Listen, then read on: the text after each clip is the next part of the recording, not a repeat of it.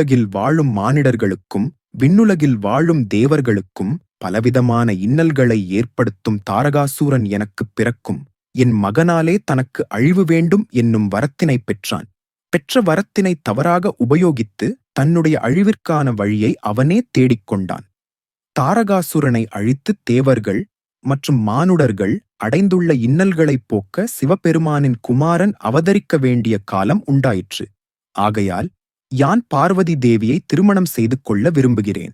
இமவான் புத்திரியான பார்வதி தேவி என்னை மணம் முடிக்க வேண்டி முனிவர்களாலும் செய்ய இயலாத கடுமையான தவம் செய்துள்ளாள். அவள் செய்த தவத்தின் பலன் அவர்களுக்கு கிடைக்க வேண்டும்.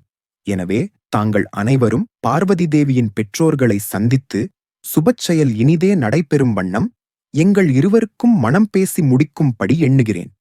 சிவபெருமானின் கூற்றுகளைக் கேட்ட ரிஷிகள் மட்டற்ற மகிழ்ச்சி அடைந்தனர். ஏனெனில் உலகைப் படைத்த பரம்பொருளான எம்பெருமானுக்கு திருமணம் செய்து வைப்பதில் மகிழ்ச்சி அடைகிறோம். நாங்கள் இக்கணம் சென்று தங்களின் திருமணத்தை நிச்சயம் செய்கின்றோம் எனக் கூறி சிவபெருமானிடம் உத்தரவு பெற்று அவ்விடத்தை விட்டு சென்றனர். ரிஷிகள் அனைவரும் இமவான் மன்னனின் அரண்மனைக்குச் சென்றனர். அரியணையில் வீற்றிருந்த இமவான் மன்னன் ரிஷிகள் மற்றும் அவர்களது மனைவிகளையும் ஒன்றாக கண்டதில் பெரும் மகிழ்ச்சி அடைந்தனர். தன் மனைவியான மேனையை அழைத்துக் கொண்டு சப்தரிஷிகள் மற்றும் அவர்களது மனைவிகளையும் வரவேற்று அவர்களிடம் இமவான் மன்னர் ஆசி பெற்றார். என்னுடைய வாழ்வில் செய்தற்கரிய புண்ணியங்கள் என்ன செய்தேனோ அறியவில்லை. இல்வாழ்க்கை மற்றும் தவ வாழ்க்கை மட்டுமல்லாமல் ஞானத்திலும் சிறந்து விளங்கும் தங்கள் அனைவரையும் ஒரே இடத்தில் கண்டதில் நான் தன்யன் ஆனேன் என்று கூறினார் இமவான் மன்னர். இமவான் மன்னனிடம் ரிஷிகள் யான் கூறும் செய்திகளால் நீங்கள் எண்ணிலடங்கா மகிழ்ச்சியில் ஆழ்வீர்கள் என்று கூறினர். ரிஷிகளின் பேச்சுகளில் உள்ள பொருளை உணராமல் தாங்கள் யாது உரைக்க இருக்கின்றீர்கள் என இமவான் மன்னன் கேட்டார். பரம்பொருளான எம்பெருமான் தங்கள் மகளின் மீது மயல் கொண்டு அவர்களை மணக்க விரும்புவதாகவும் அதைப் பொருட்டுத் தங்களின் மகளை சிவபெருமானுக்கு மனம் பேசவே நாங்கள் இங்கு வந்துள்ளோம் என்றும் கூறினார். ரிஷிகள் கூறிய கூற்றைக் கேட்ட இமவான் மன்னன் இவ்வுலகில் நிலை கொள்ளாமல் விண்ணுலகிற்கும் மண்ணுலகிற்கும் உள்ள உயிர்களிடத்தில் பெருமகிழ்ச்சி கொண்டார். பரம்பொருளான எம்பெருமானுக்கு தம் மகளான பார்வதி தேவியை மணம் முடித்துக் கொடுப்பதில் எவ்விதமான ஐயமும் இல்லை ரிஷிகளே. இவ்வேளையில் என் மகளான பார்வதி தேவியை எண்ணி நான் மட்டற்ற மகிழ்ச்சி அடைகிறேன் என்று தம் மகிழ்ச்சியை வெளிப்படுத்தினார். ஆனால் பார்வதி தேவியின் அன்னையான மேனை தேவிக்கு இதில் விருப்பமில்லை என்றாலும் தம் மகளின் மகிழ்ச்சிக்காவே புன்முறுவல் பூத்த முகத்துடன் காட்சியளித்தார். மேனை தேவியின் எண்ண ஓட்டங்களை அறிந்த சப்த ரிஷிகள், மேனை தேவியே, நீங்கள் ஏதும் ஐயம் கொள்ள வேண்டியதில்லை. இந்த உலகத்தில் யாருக்கும் கிடைக்காத அதி உன்னதமான பாக்கியம் நீங்கள் பெற்றுள்ளீர்கள் என்று கூறினார். ரிஷிகளின் மனைவிமார்கள் மேனை தேவிக்கு இவர்கள் கூறியவற்றில் இருந்து மனம் அமைதி கொள்ளவில்லை என்பதை அறிந்தனர். பின்னர் மேனை தேவியை தனியாக அழைத்து சென்று தங்களுக்கு வரப்போகும் மருமகனின் பெருமைகளை எடுத்துக் கூறி புரிய வைத்தனர். ரிஷிகளின் மனைவிமார்கள் உரைத்த கூற்றுகளில் இருந்து தம் மகளை மணக்க இருப்பவரின் பெருமைகளை உணர்ந்து பின் தன் மகளை சர்வேஸ்வரனுக்கு திருமணம் செய்து வைக்க சம்மதம் அளித்தார். திருமணம் என்பது மணமக்களின் விருப்பம் மட்டுமின்றி அவர்களின் பெற்றோர்களின் விருப்பத்துடனும் ஆசியுடனும் நடைபெற வேண்டும். தாய் தந்தையின் ஆசிகளே பிள்ளைகளை எப்போதும் அரணாக இருந்து பேணிக் காக்கும் என ரிஷி மக்கள் பர்வதங்களை ஆளும் இமவான் மன்னன் அவரின் துணைவியான மேனை தேவியிடம் கூறினார்கள். தன் துணைவியின் விருப்பங்களை அறிந்து கொண்ட இமவான் மன்னன் தங்களின் மகளாகிய தேவி பார்வதியை சர்வேஸ்வரருக்கு திருமணம் செய்து வைப்பதில் எங்கள் இருவருக்கும் பரிபூரணமான சம்மதம் என்று கூறினார். பின்பு தம் மகளாகிய பார்வதி தேவியை அழைத்து ரிஷிகளிடம் ஆசி பெறச் செய்தார். ரிஷிகளும் அவர்களது துணைவியுடன் இணைந்து நிற்க பார்வதி தேவி அவர்களை பணிந்து நின்று ஆசி பெற்றார். தேவி, பார்வதி மனதில் ஏற்பட்ட எண்ணம் போல் விரைவில் சர்வேஸ்வரரான சிவபெருமானை உற்றார் உறவினர் முன்னிலையில் மனம் முடிப்பாயாக என ஆசி வழங்கினர். இமவான் மன்னன் விகலைப் பொழுதில் அனைவரும் அமர்ந்து சுப செயலை பேசுவதற்கான மேடையை ஆடம்பரமின்றி அழகான விரிப்பான்களுடன் மலர்களும் பழங்களும் நிறைந்த தாம்பூலங்களுடன் ஏற்பாடு செய்தார்.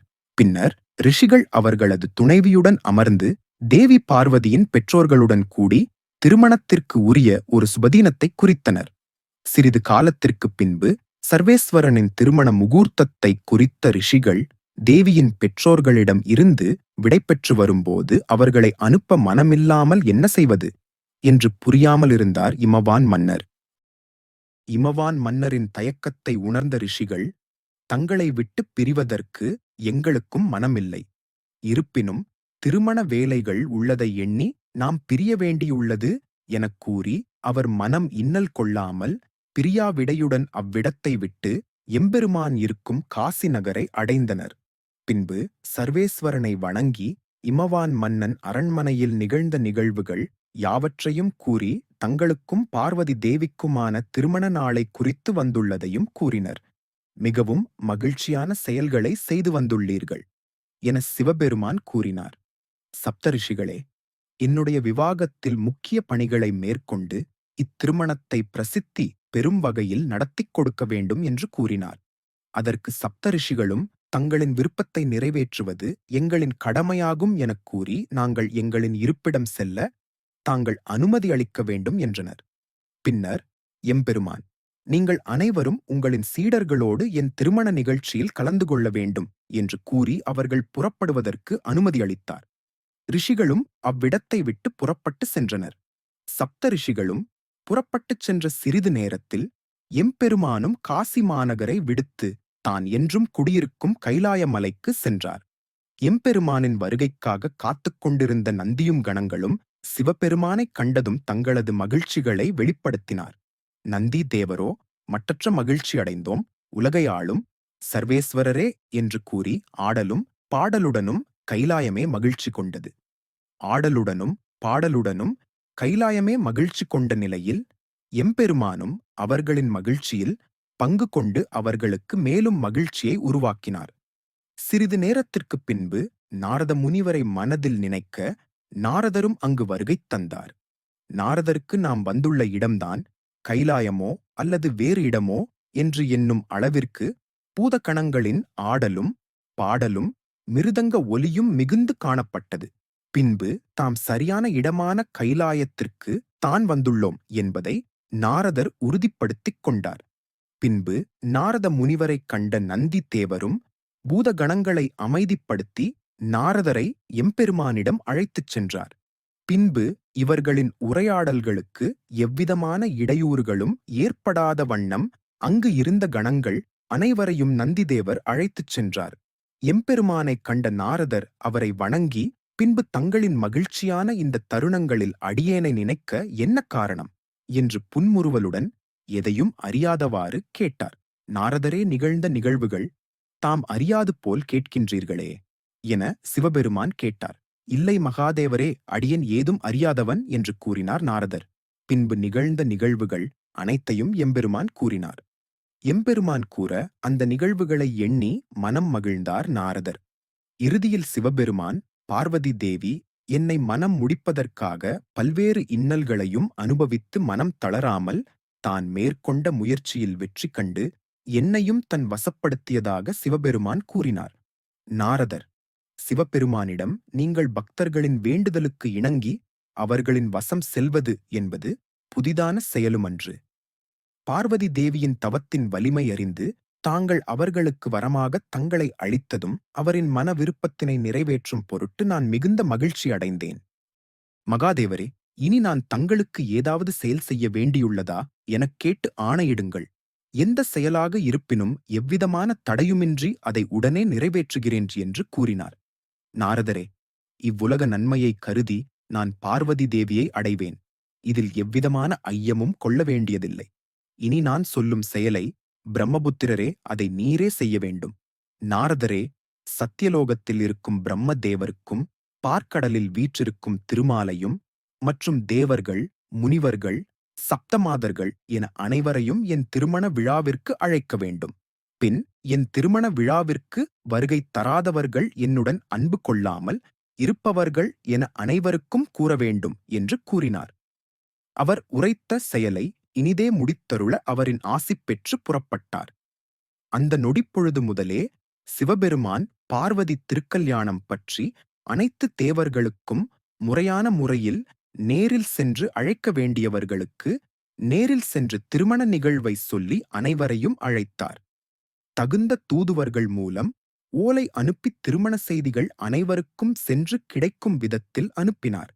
இவ்வாறு எவரையும் மறக்காமல் அனைவருக்கும் பார்வதி பரமேஸ்வரனின் திருமண நிகழ்வு பற்றிய செய்தி அனைவருக்கும் சென்றடைந்தன. நாரதர் திருமண நிகழ்ச்சி பற்றிய தகவலை அனைவருக்கும் சென்று சேருமாறு அனுப்பினார். தேவர்களுக்கும் அசுரர்களுக்கும் எம்பெருமானின் திருமண செய்திகள் சென்றடைந்தன. இந்த தகவலை அறிந்த அனைவரும் மிகுந்த மகிழ்ச்சி கொண்டனர். ஆனால் தாரகாசுரன் இத்திருமணத்தை நிறுத்தியாக வேண்டும் என எண்ணினான். சிவபுத்திரனுக்கும் பார்வதி தேவிக்கும் திருமணம் நடைபெற்றால் சிவபுத்திரன் உருவாகிவிடுவான். அவன் தோற்றம் என் அழிவை உறுதி செய்யும் என எண்ணி தன் அசுர படைகளை அழைத்தான்.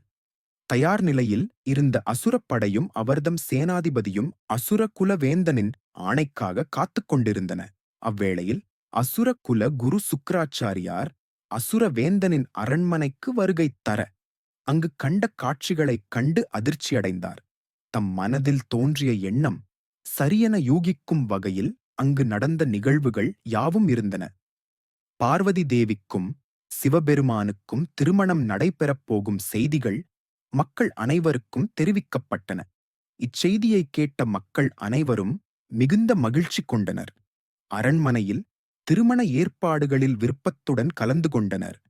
திருமணம் நடைபெறும் இடங்கள் மட்டும் அலங்கரிக்கப்படாமல் ராஜ்யத்தில் உள்ள ஒவ்வொரு வீடுகளும் அலங்கரிக்கப்பட்டன. சாலைகள் தோறும் மாவிலை தோரணங்கள் கட்டப்பட்டன. ஏழ்மிகு வண்ணங்கள் கொண்ட கோலங்களால் சாலைகள் நிரம்பி காணப்பட்டன. விருந்தினர் வந்து தங்குவதற்காக பெரிய பெரிய அழகிய வேலைப்பாடுகளுடன் நிரம்பிய பந்தல்கள் அமைக்கப்பட்டிருந்தன. பார்வதி தேவியின் திருமணச் செய்தியை கேட்டதும் ஒவ்வொரு நாளும் பண்டிகையைப் போன்று கொண்டாடினர். எங்கும் எத்திசையிலும் ஆடல் பாடல்கள் நிறைந்த மகிழ்ச்சியான தருணங்களாகவே இருந்தன. இமவான் மன்னன் தனது நட்பு அரசாட்சிக்கு உட்பட்ட மன்னர்களுக்கும் அழைப்பு கொடுத்திருந்தார். அவர்களும் அவர்கள் நாட்டு மக்களும் இமவான் மன்னனின் மகளான பார்வதி தேவியின் திருமண விழாவிற்கு வருகை தந்தனர். பர்வதங்கள் நிரம்பி வழிந்த இமவான் மன்னனின் அரசாட்சியில் மேலும் மேலும் பல பர்வதங்கள் வந்து நிறைவது போன்று மக்களின் வருகையும் அதிகரித்துக் கொண்டே இருந்தன. வருகின்ற மக்களுக்கும் எந்தவிதமான இன்னலுக்கும் ஆளாகாமல் இருக்கவும், எதிரி நாட்டு படைகளால் துன்பம் நேராமல் இருக்கவும் மிகுந்த பாதுகாப்பும் சட்ட ஒழுங்கும் காக்கப்பட்டன. எழில்மிகு வண்ணப்பட்டாடைகள் மற்றும் ஆபரணங்கள் அணிந்து கொண்டு பெண்களைக் காண தேவலோகக் கன்னிகள் போன்று காட்சியளித்தன. ராஜ்யத்தில் உள்ள ஒவ்வொருவரும் இத்திருமணம் தம் வீட்டில் நடைபெறப் போவதாக எண்ணி மிகுந்த மகிழ்ச்சியுடன் ஒவ்வொரு ஏற்பாடுகளிலும் கலந்து கொண்டனர். திருமணத்திற்கான வருகை தந்த நண்பர்களையும் உறவினர்களையும் கண்டு அவர்களிடம் நலம் விசாரித்துக் கொண்டு மணமகனான சிவபெருமானின் வருகைக்காக காத்துக் கொண்டிருந்தார் இமவான் மன்னன். இமவான் மன்னன் அரசாட்சியில் திருமண ஏற்பாடுகள் வெகு விமர்சையாக இருந்தன. பார்க்கடலில் வீற்றிருந்த திருமாலும் லட்சுமி தேவியும் சத்தியலோகத்தில் வீற்றிருக்கும் பிரம்மதேவரும் சரஸ்வதியும் கைலாயத்திற்கு வருகை தந்தனர். தேவர்கள், முனிவர்கள் மற்றும் ரிஷி முனிவர்களும் அவர்களின் மாணவர்களும் வந்து சேர்ந்தனர். அஷ்டவசுக்கள் மற்றும் திக்பாலகர்கள் ஆகியோர் தங்கள் பரிவாரங்களுடன் வந்து சேர்ந்தனர். திருமண நிகழ்விற்கு வருகை தந்த அனைவரும் மிகுந்த மகிழ்ச்சியுடன் பார்வதி பரமேஸ்வரனின் திருமணத் தருணங்களை காண ஆவலோடு எதிர்பார்த்து காத்துக் கொண்டிருந்தனர். எம்பெருமான் அணிவதற்கென குபேரன் பல அதிநுட்பமான வேலைப்பாடுகள் நிறைந்த அணிகலன்களையும் ஆடைகளையும் கொண்டு வந்தார். ஆனால் இவை யாவும் உடுத்தாமலும் அணியாமலும் பரம்பொருளான சிவபெருமான் இந்த பிரபஞ்சத்தில் மிகுந்த அழகு கொண்டவராக திகழ்ந்தார். அசுர குலவேந்தன் தாரகாசுரன் திருமணச் சடங்கில் பாதிப்பை ஏற்படுத்தவும் பார்வதி தேவியை கொல்லவும் தனது படை வீரர்களை அனுப்பத் தயாரான நிலையிலும் அவர்களுக்கான ஆணைகள் யாவும் பிறப்பித்துக் கொண்டிருந்தான். இதைக் கண்டதும் இது என்ன அனர்த்தமான செயல் என்று அசுரவேந்தனிடம் அசுர குல குரு கூறினார். அதற்கு தாரகாசுரன், இதில் என்ன அனர்த்தம் உள்ளது குருவே? சிவபெருமானின் திருமணம் நடைபெற்று அவர்களுக்கு புத்திரன் உருவானால் என்னுடைய அழிவு என்பது உறுதியானதாகும். அதைத்தான் எங்களின் கூல குருவாகிய தாங்கள் விருப்பப்படுகிறீர்களோ எனக் கேட்டார். வேந்தனாக இருக்கும் தாரகாசுரனே, அசுர குலத்தோரின் நம்பிக்கையாக திகழும் நீ இது போன்றதொரு எண்ணங்களை கைவிடுதல் என்பது அவசியமாகும். தன்னுடைய மாணவனின் அழிவிற்கு ஒரு குருவாகிய நானே காரணமாக இருப்பேனா என்று கூறினார். உன்னுடைய அழிவானது சிவபுத்திரன் கைகளில் மட்டுமே உள்ளது. ஆனால் இப்பொழுது நடைபெறும் சிவ பார்வதி திருமணத்தால் உன்னுடைய அழிவு இன்னும் உறுதியாகவில்லை. ஏனெனில் இப்போது நடைபெறும் திருமணத்தால் சிவபுத்திரன் உருவாகுவதற்கான சாத்தியம் என்பது மிகவும் குறைவு என்று அசுர குருவான சுக்ராச்சாரியார் கூறினார். அதற்கு தாரகாசுரன், தாங்கள் உரைப்பதில் உள்ள பொருள் என்னவென்று என்னால் அறிந்து கொள்ள முடியவில்லை என்றான். சிவபெருமானின் சிரசில் உள்ள மகுடத்தில் சந்திரன் அமர்ந்திருக்க நெற்றிக்கண்ணானது திலகமாகவும் காதுகளிலும் மார்புகளிலும் இருந்த சர்ப்பங்கள் போர்க்குண்டலங்களாயின. வாசனை மலரும் சந்தனங்களாயின சாம்பல். யானை தோல் பட்டாடைகளாக மாற்றம் பெற்றன. இது நாள் வரை எளிமையான உருவத்தில் காணப்பட்டவர். இந்த திருமணத் தோற்றத்தில் எம்பெருமானின் அழகு மிகவும் மிகையுற்றது. சிவபெருமானின் அருளாலே அவரின் உடலில் இருந்த இயற்கையே அவருக்கு சிறந்த ஆபரணமாக விளங்கியது. இவருடைய இயற்கையான ஆபரணங்கள் முன்னர் குபேரன் எடுத்து வந்த ஆபரணங்கள் யாவும் முக்கிய பொருட்டாக தெரியவில்லை. மணமகன் தோற்றத்தில் எவராலும் எக்காலத்திலும் எவ்விதத்திலும் எடுத்து சொல்வதற்கு சொற்களில்லாமல் மிகுந்த கலாதியுடன் காணப்பட்டார் எம்பெருமான். அசுரலோகத்தில் இருக்கும் தாரகாசுரனுக்கு புத்திர பாக்கியம் என்பது இல்லை என சுக்ராச்சாரியார் கூறினார். குருவே, பார்வதி தேவிக்கு பிள்ளை வரம் என்பது கிடையாதா என்று கேட்டான். அதற்கு சுக்ராச்சாரியார் மன்மதனின் மனைவியான ரதி தேவியின் சாபத்தால் பார்வதி தேவி கருவுற்று பிள்ளை பெற இயலாது என்று கூறினார். தனது குருதேவர் சிவபெருமானுக்கு புத்திரன் பிறக்க வாய்ப்பில்லை எனக் கூறியதும் மிகுந்த மகிழ்ச்சி கொண்டான் தாரகாசுரன். அசுரகுல வேந்தனே, நீ எவ்வகையிலும் பார்வதி தேவியின் திருமணத்தில் தடைகளை ஏற்படுத்தக்கூடாது. மேலும் எம்பெருமானின் திருமண நிகழ்ச்சியில் கலந்து கொள்ள விருப்பமுள்ள அசுரர்களை அழைத்துச் செல்ல அனுமதி வேண்டும் என்றார். மகிழ்ச்சியான செய்தி சொன்னீர்கள் குருதேவரே. இனி நான் பார்வதி தேவியின் திருமணத்தில் எவ்விதமான தடைகளையும் ஏற்படுத்த மாட்டேன் என்றும் தாரகாசுரன் கூறினான். அசுரகுல குருவான சுக்கராச்சாரியார் எம்பெருமான் திருமண நிகழ்ச்சியில் கலந்து கொள்ள அசுரப் படைகளுடன் எம்பெருமான் வீற்றிருக்கும் கைலாயத்திற்கு தனது பயணத்தை தொடர்ந்தார். ததிசி முனிவரின் பாதுகாப்பில் இருந்த தேவேந்திரனும் மற்ற தேவர்களும் திருக்கல்யாண நிகழ்வை பார்க்க இயலாததை எண்ணி எம்பெருமானை நோக்கி மனமுருகி வேண்டி நின்றனர். எம்பெருமானும் அவர்களின் வேண்டுதலுக்கு செவி சாய்த்து நந்தி தேவரை அழைத்து ததிசி முனிவரின் குடிலில் உள்ள இந்திர தேவரையும் மற்றும் மற்ற தேவர்களையும் அழைத்து வரும்படி கூறினார். நந்தி தேவரும் புறப்பட்டு சென்று மாப்பிள்ளை ஊர்வலம் தொடங்குவதற்கு முன்பாக வரவேண்டும் என எண்ணி விரைந்து சென்றார். ஏற்கனவே தாரகாசுரன் பிறப்பித்த ஆணைகளால் இவர்களின் வருகைக்காக காத்துக் கொண்டிருந்த அசுரர்கள் நந்தி தேவருடன் வந்த தேவர்களை சிறைப்பிடிக்க முயன்றனர். இருப்பினும் அவரது முயற்சிகள் யாவும் சிவபெருமானின் பரிபூரணமான அருள் பெற்ற நந்தி தேவரின் முன்னிலையில் எடுபடவில்லை. அவர்களை தாக்கிய அசுரப் படைகளை வெற்றி கொண்டு இந்திரதேவன் மற்றும் அவர்களுடன் இருந்த மற்ற தேவர்களையும் நந்தி தேவர் பாதுகாப்புடன் கைலாய மலைக்கு அழைத்துச் சென்றார். கைலாய மலைக்கு வந்த தேவர்கள் மகாதேவரான மணமகன் கோலத்தில் இருக்கும் சிவபெருமானை வணங்கி எங்களின் விருப்பங்களுக்கு செவி சாய்த்து இந்நிகழ்வை காண வைத்தமைக்கு நன்றி கூறினார்கள். பிரம்மதேவரும் திருமாலும் மணமகன் அலங்காரத்தில் உள்ள எம்பெருமானை வணங்கினார்கள். பின்பு சப்த ரிஷிகள், கந்தர்வர்கள், திக்பாலகர்கள், நாகர்கள் மற்றும் தேவலோக கன்னிகள் என அனைவரும் கைலாய மலைக்கு வந்தனர். கைலாயம் முழுவதும் சிவபெருமானின் திருமண நிகழ்ச்சியால் மகிழ்ச்சி கொண்டது. இவர்கள் அனைவரையும் கண்ட எம்பெருமான், நீங்கள் அனைவரும் முன்னே செல்வீர்கள் என பணிந்தார். அவர்களும் எம்பெருமானின் கூற்றுக்கு இணங்கி அனைவரும் முன்னே சென்றனர். எம்பெருமானின் பெருமைகளை 8 திசைக்கு கூறியும் மங்கள வாத்தியங்களான மத்தளம், மிருதங்கம் மற்றும் எக்காளம் போன்றவற்றைக் கொண்டு இசைகள் இயற்றப்பட்டன. கந்தர்வர்களும் அவ்விசைக்கு ஏற்ப அழகிய நடனங்களை இயற்றினர். கூட்டத்தை சீராகவும் முறையாகவும் இருக்கவும் பொற்பிரம்பை கையில் ஏந்தி அனைவரையும் நந்திதேவர் வழிநடத்தினார். இவ்வளவு கோலாகலத்துடன் மணமகன் அலங்காரத்துடன் ரிஷப வாகனத்தில் அமர்ந்து திருமணம் நடைபெறும் இடத்தை நோக்கி அனைவரும் பயணிக்கத் தொடங்கினார்கள். ஆடல் பாடலுடன் சென்ற தேவர் கூட்டம் திடீரென நின்றனர். நந்திதேவரோ என்னவென்று சொல்வது? எம்பெருமானே, அசுரர் படை நம் பயணத்தின் குறுக்கே நிற்பதைக் கண்டு அனைவரும் நின்றனர் என்று கூறினார். பின் அசுர வீரர்கள் அனைவரும் ஒதுங்கி நிற்க அசுர குலகுருவான சுக்கிராச்சாரியார் முன்னர் வந்து எம்பெருமானைக் கண்டு அவரிடம் ஆசி பெற்று, பின் எவ்விதமான பாகுபாடின்றி அனைவருக்கும் வேண்டும் வரங்களை அளிக்கும் சர்வேஸ்வரரே, தங்களிடம் எங்களின் கோரிக்கைகள் ஒன்று உள்ளது. அதாவது, தங்களின் திருமண நிகழ்ச்சியில் அசுரர்களாகிய நாங்களும் கலந்து கொள்ள தாங்கள் அனுமதி அளிக்க வேண்டும் என்று கூறினார். அசுரகுல குருவின் வேண்டுகோளுக்கு இணங்கி அவர்களையும் தன்னுடைய திருமண நிகழ்வில் கலந்து கொள்ள கருணைக் கடலான எம்பெருமான் அருளினார். அசுரகுல குருவுடன் வந்த அனைத்து அசுரகுல வீரர்களும் தேவர்களுடன் திருமண ஊர்வலத்தில் இணைந்து சென்றனர். கைலாயத்திலிருந்து புறப்பட்ட திருமண ஊர்வலம் தன்னுடைய ராஜ்யத்தின் எல்லைகளை தாண்டி விரைவில் தனது அரண்மனையை அடையப் போகின்றார்கள் என்னும் செய்தியை அறிந்ததும் இமவான் மன்னனின் அரண்மனையில் செயல்பாடுகள் அனைத்தும் துரிதமாயின. வருகின்றவர்களை வரவேற்க அனைத்து ஏற்பாடுகளும் தயார் நிலையில் இருக்க ஏற்பாடுகள் செய்யப்பட்டன.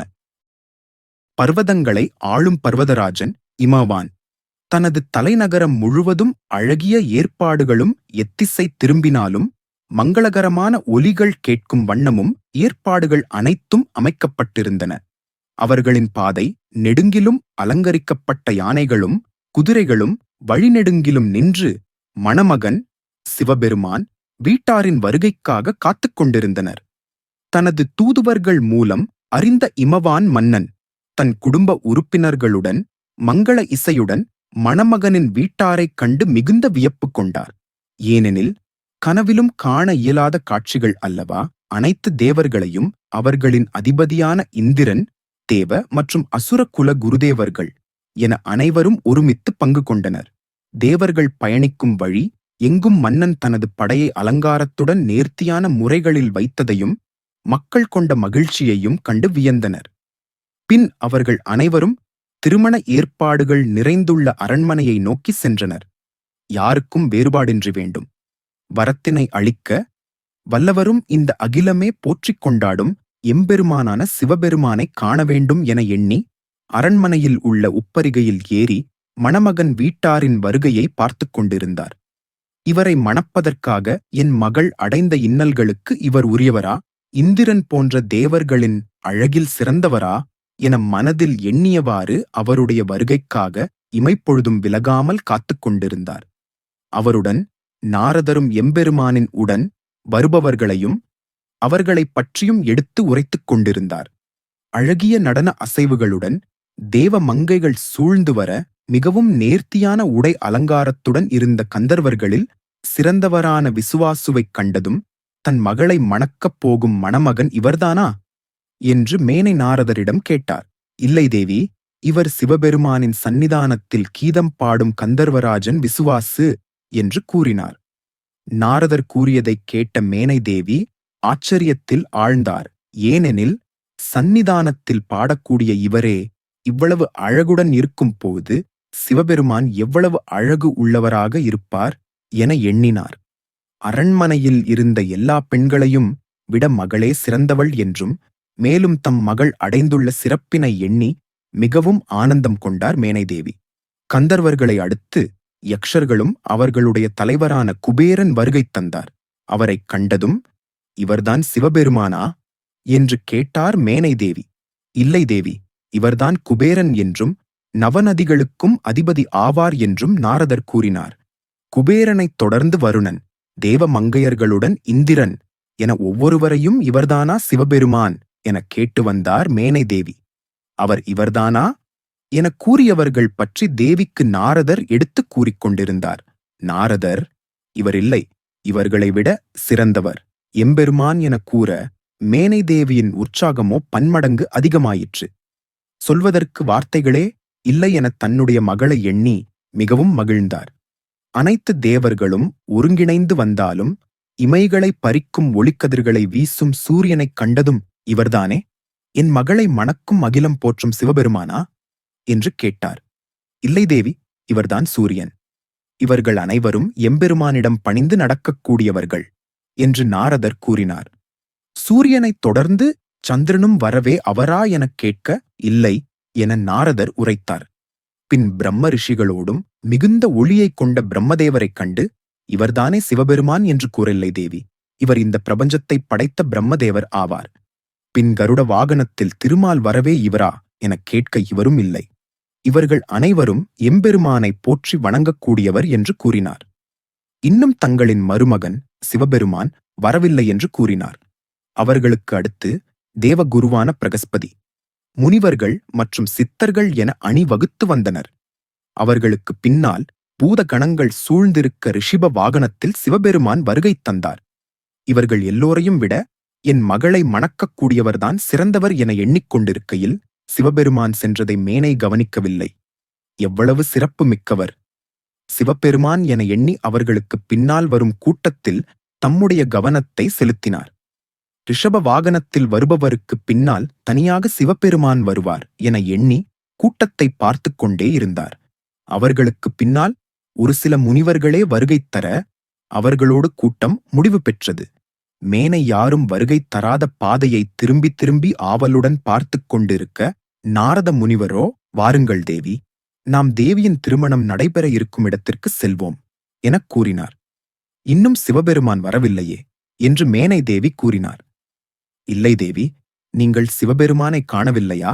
அங்கு சென்று கொண்டிருக்கும் சிவபெருமானைக் கண்டதும் நீங்கள் அடைந்த மகிழ்ச்சியில் பேசவில்லையே என எண்ணினேன் என்றார்.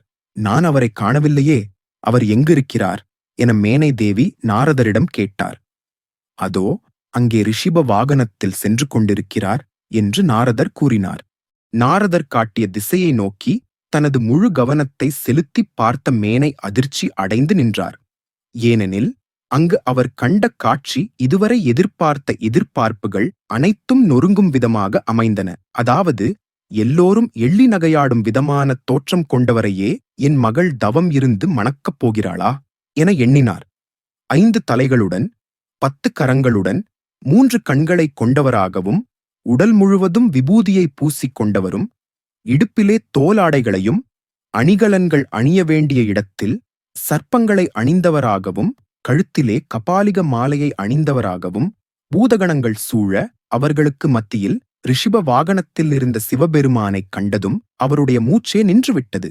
எத்தகைய வளமும் இல்லாத இந்த ஆண்டியையா எல்லோரும் போற்றி வருகின்றீர்கள்? இவரா என்னுடைய மகளுக்கு மணமகனா, எனக்கு மருமகனா என எண்ணினாள்.